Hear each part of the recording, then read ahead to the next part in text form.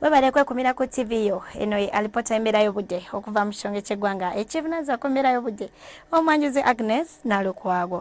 Akasana kakyagendera ddala maaso n'okwememula nga mwetobeseemu n'ekifuna ddala mu biseera eby'okumakya era nga kino kiviira ku mpewo enkalu ezikuntanga ziva mu ddungu lya Sahara okudda naddala mu bitundu by'eggwanga ebitali bimu.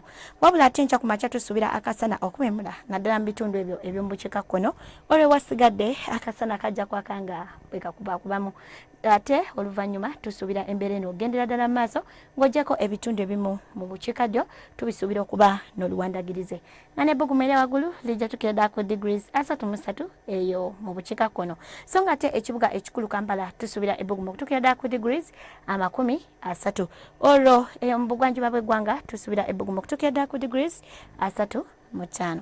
Ebibuga ebirala mu nsi ekibuga nga Nairobi tukisuubira okuba n'akasana ngakememula so nga ate mu Paris, London ne New York tusuubira akasana okwaka nga bwe kakubakubamu nga ne mu Dubai ebbugumu lijja tukira ddala ku degrees 27.